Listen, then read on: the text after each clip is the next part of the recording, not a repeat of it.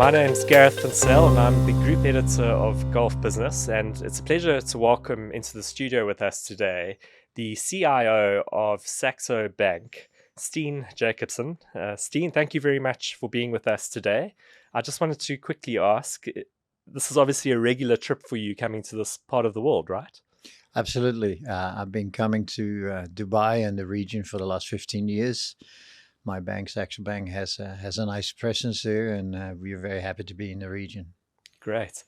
So we want to talk about the state of the global economy going into 2024. Obviously, we've had quite a few interesting years, especially with the pandemic, the post-pandemic environment. We've had, really high inflation, the high interest rates, the Fed that has gone on this really aggressive hiking cycle. We've also had supply constraints within the economy across the globe. What is your forecast for the picture in 2024? Are we going to see an easing up of interest rates, for example? I think it's pretty clear that the Federal Reserve, and they have already communicated that they are done on the hiking path. What will be transpiring over the course of the balance of 23 will be whether they're actually going to be in a position to, publicly say that they're going for interest rate cuts in 24. I think it's 50-50 for this year, but absolutely in the early parts of 24, they will start to indicate that they will cut interest rate. And the reason for that is pretty simple. As you alluded to, we've seen a significant increase in the nominal interest rate, which actually brought the real rate, which is the difference between the nominal rate and inflation, to a positive 250 basis point, which is unheard of in modern US history. But the problem from a financial standpoint is that if you pay real rates of 2.5%, in a country that has huge amount of debt, ever expanding financing needs, you end up in a situation where you're going to bankrupt yourself if you keep that high payments to the investors. So what the Fed needs to contemplate, and that will have a significant impact on interest rate in the US, but also in this region because of the tie up to that monetary policy, of course, is that Fed is going to argue, listen, if inflation is back in the bottle, so to speak, the genie is back in the bottle, then we have the ability to cut rates because obviously, if inflation is coming down and interest rate remain the same, that real rate will actually expand. And what the Federal Reserve seems to want to do is to take it from 2.5 to 2.05, where it is now, and probably all the way down to 1. So the market will, be looking for 100 basis point cuts based on just the inflation outlook. The second part to your question goes to the state of the U.S. economy, and unlike a lot of people, I don't really buy into the concepts of a soft landing. I know it's about 150 years ago I went to school, but when I went to university and did economics degrees, there was no such thing as a soft landing. What we did have 150 years ago was a full business cycle, meaning that when you go from excess, which you very well outlined in terms of COVID and the post-pandemic fiscal expansion that we saw, then you normally meet that, or you mitigate that by a cycle downturn. That cycle downturn is in modern politics and in modern central banking not being able to play out. So in other words, what we need to ask, the real question for 24, are we actually so much so into a normalization cycle, inflation under control, but would we also allow the economy to go into sort of a negative draft to take out some of the excess? As you and I talked today, we have all-time high for the equity markets, and it's no longer only a story about the big 7 stocks. Actually, last night, for the first time this year, we had an all-time high for the 493 stocks as well. I mean, what's interesting on that point is that often the equities market can be divorced from the real economy, right? I mean, that is absolutely a critical point, because if I look at and no one has a good record of predicting anything, but if I look at my predictions this time last year, I was absolutely right about the economy, but I was wrong about the equity market, because you have idiosyncratic events like the Silicon Valley Bank in March, which increased liquidity in the system. And later on, of course, whether we like it or not, there was a geopolitical incident in this region in the Middle East that also had this impact. So, you and I can have a very smart and very, what we ourselves deem to be a very intelligent conversation about what is going to transpire, but the decision tree will involve one or two unknown events that we can't cater for right now. And talking about those unknown events, we're looking to next year, and I think a lot of our readers and viewers and listeners would be interested to know about what your thoughts are on some of the key risks going into 2024. Are there perhaps two or three that are on the horizon that you're looking at? Yeah, the dominant one, of course, remains Japan, simply because Japan has such a central role in the world in terms of its trade financing. They're the biggest trade financing country in the world. They have increasingly become a geopolitical power as the skirmish and the sort of technology race between Taiwan and between the US and China is ramping up. Of course, Japan is seen as a place where you can produce some of the stuff that you produce in Taiwan. They have automation is a great economy by any means, but it's also an economy loaded with public sector debt and a monetary experiment that is out of this world. Again, going back to my university days, if you told me that one of the richest countries in the world is going to have debt to GDP of 220% in the public space, a fixed bond market in terms of prices, and a currency rate that is semi-manipulated, I would say you absolutely crazy. But that is the case. And make no mistakes, your viewers and listeners needs to know that Japan is a civilized country in any sense of the word, but not in financial terms. It is the only grown-up market in the world where you don't have price discovery, as an economist would say. So the ability to actually price money on any part of the yield curve in Japan is given only by one force, and that is the Ministry of Finance and Bank of Japan in coordination. So if you have no price discovery, you are going to end up in a situation where you create a boom and bust economy. And for us, for you and I, for the local investor, it is important to know why, because Japan is the single biggest investor in overseas bonds. So they are the marginal buyer of GCC bonds, they're the marginal buyer of real estate bonds, mortgage bonds, US bonds. So if they run into trouble, if they have to abandon what they have in place right now, the yield curve control, which means they are forcing interest rate to be artificially low. If they abandon that, let's imagine it goes to full price discovery. Your market is pricing it relative to inflation. Japanese rates could go from less than 1% to in excess of 3%. And that would carry over immediately to premium increasing in yield terms for Europe, GCC bonds, and the US. So that's one of the outliers that we need to keep an eye on. And as we end the year, Japan continues to slow walk towards abandoning it. They rhetorically is indicating they will do it, but I call it a slow walk for a reason. I'm just back from Tokyo, and I can tell you there's no way in hell that they're going to give away with the YCC because they're caught. But that is a single big risk. The other risk is that, and I think this is more a market perspective. I think it's always good at the end of the year to tally up what did well in the past year and what did poorly. I mean, what did poorly was commodities and energy prices, relatively speaking, food prices.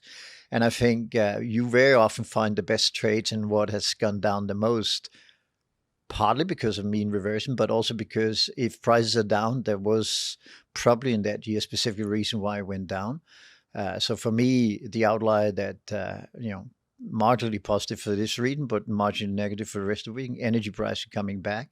I think something like natural gas trading at almost all-time lows is interesting.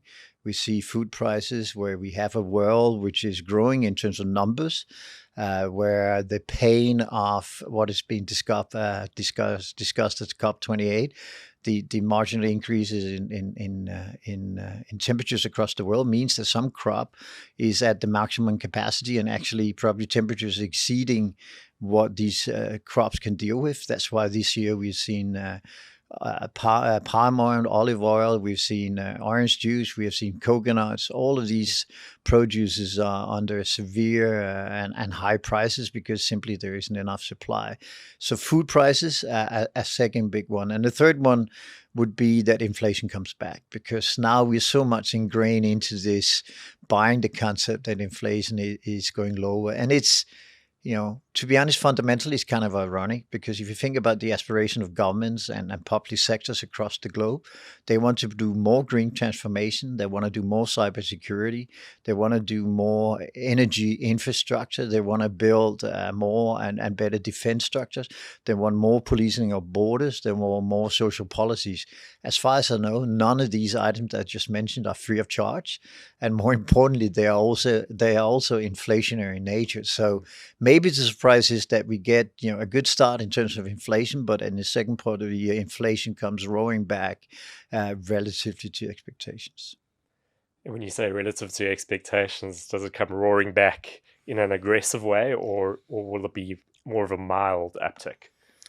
I think for the market to, and you're asking for fat tails or black or gray swans, I think we are then discussing roaring back, and roaring back could be food price. I mean, I think we have El Nino, which is making the temperature globally warmer, the ocean warmer. I think there's a real risk that food prices come into focus. I'm pretty sure when you and I sit, hopefully next year, in the same chair and sofa, that the past year has been one where we saw dramatic increases in food prices being the driver one. And the second driver, of course, is that into the geopolitical angle, there's we could see geopolitical risk is now priced at zero. It could come back. It could be $5-10 on the oil easily, with, of course, on top of that, OPEC trying to engineer a higher price for themselves. So, roaring back would be the surprise. And I still see it's not a 50-50 chance, but I see a 25% probability that in particularly food prices going through the roof next year. I think one country that we haven't spoken about yet is China. You mentioned Japan, and many people are now comparing China to Japan. Obviously, China has this aging population. It went through this really rapid growth expansion over the last few decades. It seems to have really slowed down now. What do you make of the Chinese market going into next year? First of all, it's a sad testament, but a real fact. No one's ever made money investing in Chinese equities. If you look at the last year, the last 3 years, the last 5 years, the last 10 years, last 20 years, it's a market that's actually going nowhere. And it's kind of surprising, because of course the success of the Chinese economy has been one of the biggest stories, maybe except for this region to compare with. But what is behind it is really that you have a state-owned enterprise business model. Basically, you're allowing the banks to be the facilitator of credit. These banks are maxed out in terms of their capacity. They have now capital constraints because they haven't been given additional capital since they IPO'd in 2005, 2008, that period. And a lot of the measures they're doing to address the issues you raise has been traditional. It's been piecemeal. It's been, supporting the real estate sector because you need to be kept alive. So it's a little bit of the classic analogy of that you're treating the patient for the symptoms, but you're not really trying to do something about the actual disease. But I think what is also important to know, and again, highlighting something that is critical for 24, is that the China has a 5-year cycle. That 5-year cycle is starting now, and in March we will have the next 5 year being outlined in terms of its policy recommendations. I think they have room to be more aggressive because. And it's kind of ironic with the competition going on with US, but because US monetary policy is now on a downward trajectory in terms of interest rate, that gives them more room because they are linking their own currency and they're linking to some extent their monetary policy to the US. So it probably gives them some room to be more aggressive in coming up with a solution to a system that is stuck in the mud, so to speak. And to get out of the mud, they really need to improve productivity. They need to increase productivity, and they need to reverse some of the very harsh policy they've had on the private sector. If you're a little bit skeptical, and I am, then the success of China has really been driven by the private sector, not the public sector. And as we over the last two cycles with Xi Jinping has seen that the public sector has become larger, not smaller, we also seen that the result is net that the marginal growth has come down from an 8-9 handle to probably today somewhere between 3 and 4% potential. And looking also at the growth spots in the world right now, we're here in the UAE, which is right next to Saudi Arabia, which has had some incredible growth, GDP growth in recent years. This part of the world really seems to be up and coming. But would you classify the likes of Saudi as part of the major growth spots in the world, or are you seeing other places? No. And I think you're pointing out something that is essential, and probably, and I don't know why I'm using that as a timeline, but since the Ukraine crisis, we have seen an increased fragmentation in the world.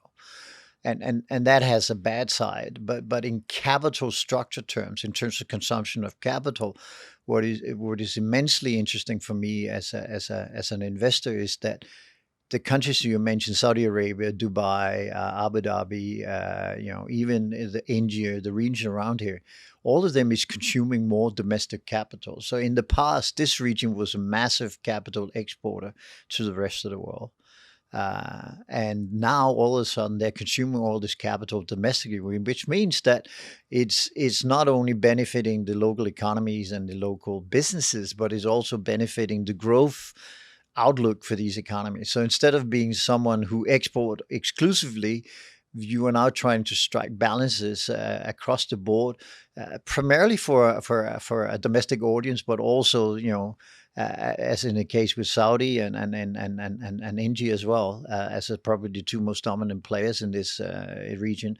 It's also the case that they want to be seen as being open and for business, open for getting marginal, of course, workers and information and technology to go to these places. So it's a big segment change and macro change that the high growth is actually countries that have a huge amount of domestic consumption of capital. Saudi Arabia, India, to some extent, China is doing the same thing.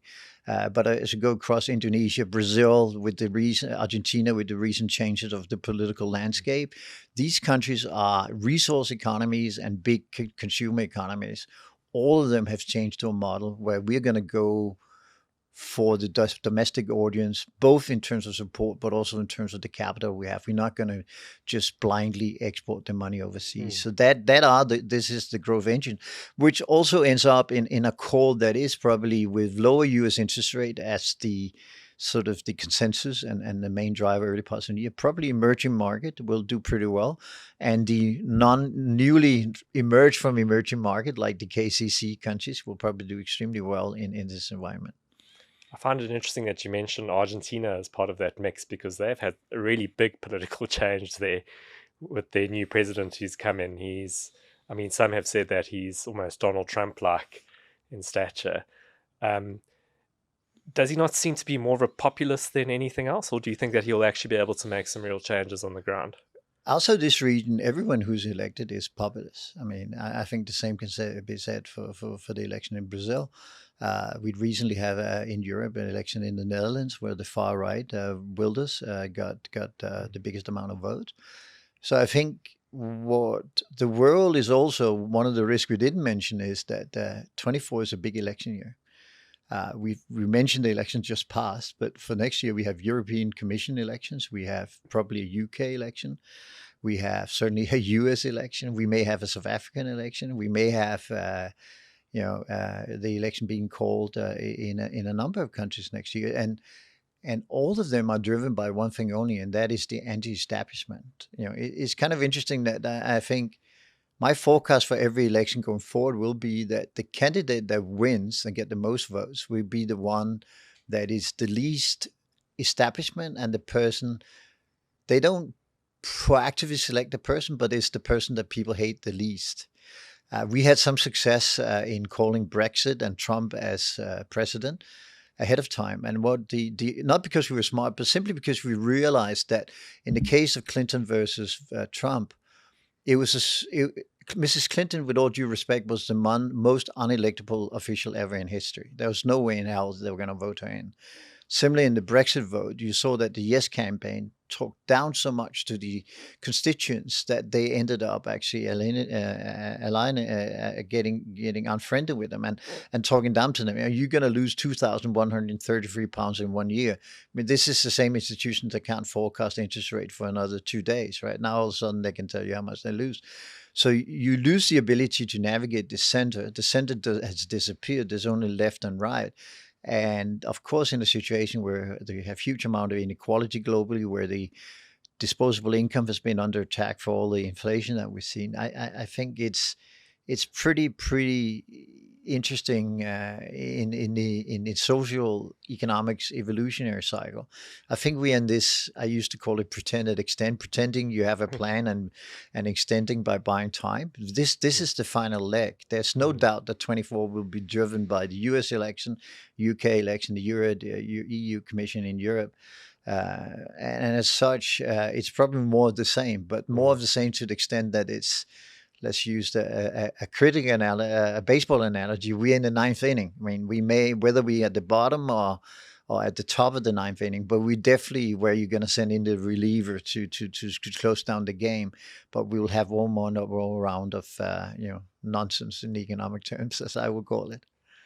And I think something else where we can extend the metaphor of the ninth innings is looking at the COP28 summit, which is just concluding, or supposed to be concluding as we're speaking right now, as we're recording this podcast. But there's been a lot of promises there around investments in renewables. And just as a last question, I'd like to get your thoughts on that space. Do you think it's a space that private investors are able to get behind sufficiently in order to drive real change? Well, the answer is pretty clear. Over the last 18 months, that sector has been the worst performing sector. And it actually goes back to my main point about US monetary policy, and that is that real rates came from a very negative place, minus 300, minus 400. Then everything was possible. When money is actually costing not only nothing, but negative in real terms, then you can finance everything in the world, and everyone wants to do everything, and everyone wants to be the good person in the room, the most vogue person in the room. But now we end up, and again, I refer to the Dutch election. The three things that drove the Dutch election was, of course, I'm not saying because it's right, but it was anti-immigration because Wilders is a representative of it. But surprisingly, it was also anti-green. So there's been, and we did an outrageous prediction a few years back where we said there's going to be a rain check on green. The reason we did that is that exactly the economics of it doesn't work. I mean, if you really want to change the world, you got to be it in a marketplace. And in the marketplace, you're going to pay your rate of the market, unless you're in Japan, of course. But you're going to pay the market rate of what goes on. And that plus 200 basis point, you need a huge amount of productivity built into these solutions. It doesn't mean that the objective is wrong. It doesn't mean that the trajectory needs to change. What needs to change is the way we get there. And I will make a very brave call. I will say that inside, 23 now? Inside the next 15 years, the marginal cost of energy will go to zero. I really think that the solution to the problem, the solution that we need to figure out is that instead of going for all of these sort of dormant alternatives like wind and sun, which in energy output is somewhere between burning coal and burning wood, we need output which is in excess. We never solved any technological and scientific problem in the world by going backward in history, i.e. burning wood of coal.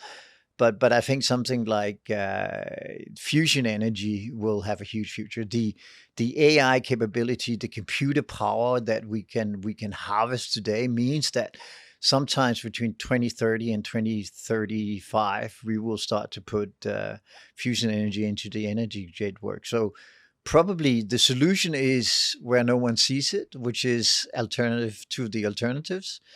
and I think more basic investment, and mostly, and I think COP28 is good for one thing for sure, and that is concentrating the minds and the money and the political will to actually find a solution. I personally think we've gone down the wrong road because the investment has been negative for the investors and for society because we are still behind in terms of achieving what we need.